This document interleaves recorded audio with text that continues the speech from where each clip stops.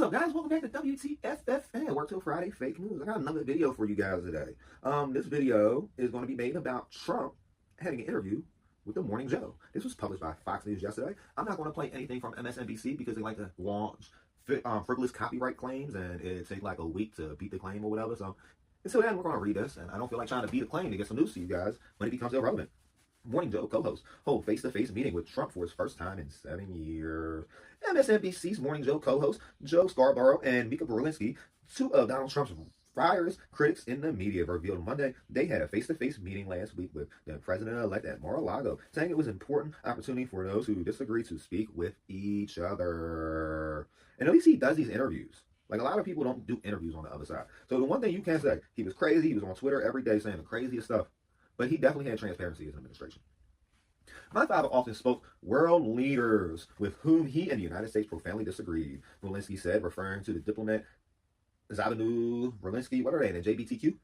That's a test shared by reporters and commentators alike. Friday's meeting was the first time they had seen Trump in 7 years.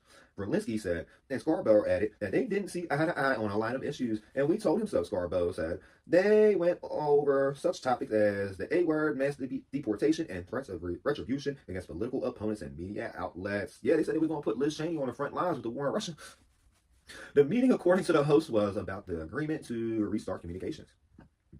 The show asked Trump was cheerful during the meeting and appeared interested in finding common ground with Democrats on major issues.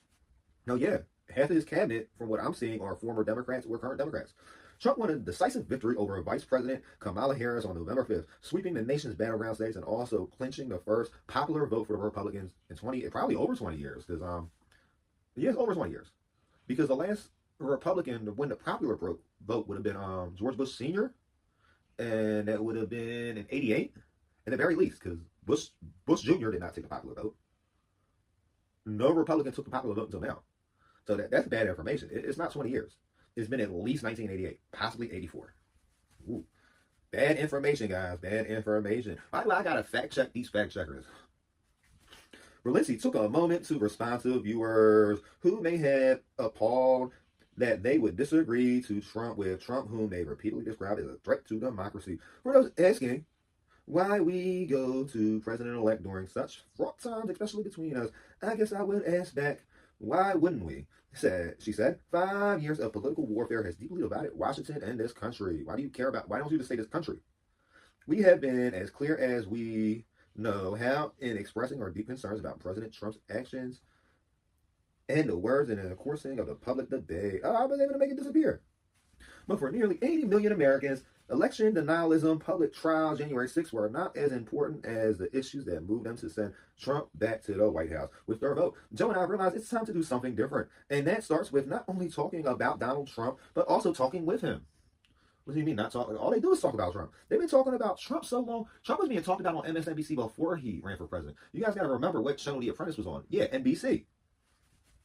The defensive tone about speaking to Trump was noteworthy, given Morning Joe was upset by NBC's hiring of Trump ally Ronna McDaniel earlier this year as a paid analyst. The show and several other MSNBC luminaries publicly spoke out against McDaniel appearing on their airwaves, and her contract was terminated after less than a week. I hope she got a severance. They can't fire you because they don't like your politics. That sounds crazy.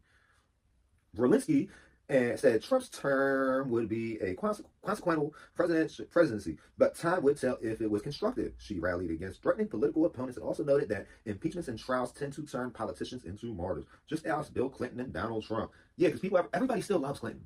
Everybody still loves Clinton. Like, that's a joke. Lewinsky is the joke. I be hearing rappers all the time. So I'm like, hey, give me that Lewinsky. Give me that Lewinsky. Give me a little Lewinsky in my life. Okay, I'm gonna stop playing with y'all. But how do you guys feel about this little I guess it was a debate? I don't know. I haven't seen it yet. I'll probably see it later, but I can't like produce these clips for you guys because a lot of these failing companies are just hitting everybody with DCIM strikes or whatever. Come back later. I'm gonna have some more videos for you. We're gonna have a few uplinks going up today, especially because this phone's still on 45%. I'm gonna try to get like 2 more in, and then I gotta do 1 more debate video for the other channel, 2 more cooking videos, and like 6 shorts. I'm calling out Jake Paul every day. I'm gonna knock him out.